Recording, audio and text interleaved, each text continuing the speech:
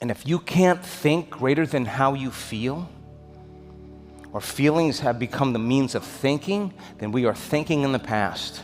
And if you believe that your thoughts have something to do with your life, then your future will look a lot like your past. Are you with me still? But you can say to that person, why are you so angry? Why are you suffering? Why are you so guilty? And they'll say, oh, I'm so glad you asked. Because here we go. You see, 15, 20, 30, 40 years ago, I had this thing happen to me. And what they're really saying is that event, that circumstance in their life produced such a change emotionally in them, the betrayal, the shock, the loss, the diagnosis, whatever it is. Their change in their internal state caused the brain to freeze a frame and capture a moment. And that's called a long-term memory.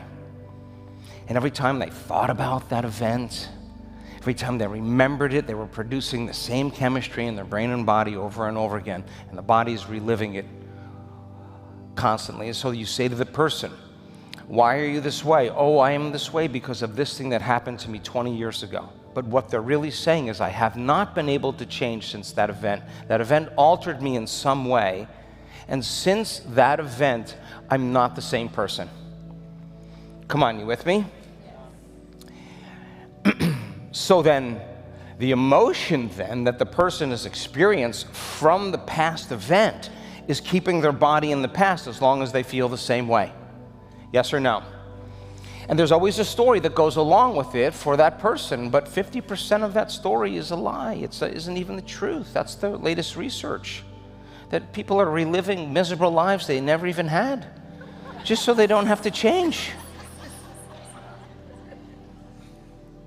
But if you think about it neurologically, nerve cells that fire together, every time you remember the past and every time you feel the emotion, you're conditioning the body. And that is the known. And the body now becomes the mind of that emotion. And now the servant is the master. So then, if you believe that your thoughts have something to do with your life, and the majority of people's thoughts based on a memory are the same thoughts as the day before, same thoughts are going to lead to the same choices. Same choices are going to lead to the same behaviors. Same behaviors are going to create the same experiences. Same experiences produce the same emotions. Same emotions influence the very same thoughts. Your biology, your neurocircuitry, your neurochemistry, your hormones, and even your gene expression stays the same because you're staying the same. Come on, you with me? And this is exactly how we started our work with the University of California, San Diego. The scientists thought we were crazy. They didn't even think that it was possible. And I remember sitting down with them at a little round table in Palm Springs. And what, same thoughts, same choices, same actions, same behaviors, same experiences, same emotions, same biology. That makes sense. New thoughts, learn new information. Wire that information in the brain. If you learn new things, you're going to think differently. Yes or no? Yes. Now, it's not enough to just sit there and remember it. The next thing you do is you're going to make a different choice. That means you got to do something different. Create new experiences, feel new emotions. Will their biology change? A little bit, maybe. They had no idea how much changes took place. Think about this. Everybody in this room has their own genotype.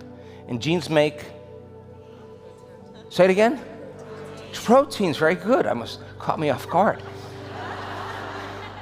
So then, every one of you, based on your culture, your family, your race, everybody has their own individual genotype. Now check this out. At the end of 7 days, 80% of the population are expressing the same genes and making the same proteins. What does that mean? It means the flock, the herd, the tribe. There's an emergent consciousness that's being reflected in everybody's biology, and they're evolving together. Come on, are you with me? And that people change people. So then, if you keep thinking the same way, you keep making the same choices, you keep doing the same things, you keep creating the same experiences, stamp the same networks of neurons in the same way, all for the familiar feeling called you, and I don't know, let's just make this up. Let's just say you've been doing that for 20 years, or maybe 10 years, or maybe 5 years. Would you agree then, nerve cells that fire together, wire together, and a belief? By definition, if you watched your progressive workshop, it's just a thought you keep thinking over and over again, yes or no? And if you keep thinking over and over again, it's easier to think that thought, and you actually believe the thought because you think that way. And that belief turns into a perception, and we don't see things how they are, we see things how we are. That we fill in reality based on memory. Come on, you with me?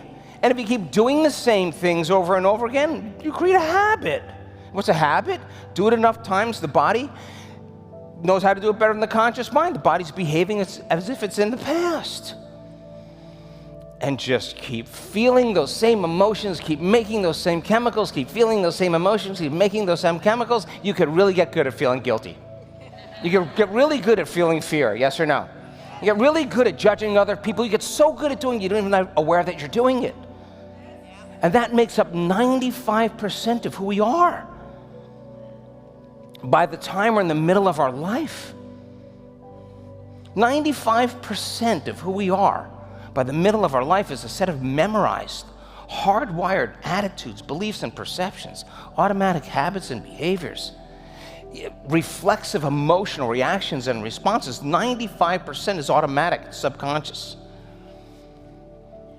And how you think, and how you act, and how you feel is called your personality. And your personality creates your personal reality. That's it. That is it. So the present personality who's sitting here today, you, has created the present personal reality called your life. Yes or no? Now check this out. It's not your mama didn't do this, or your dad, or your ex, or your coworker. None of that.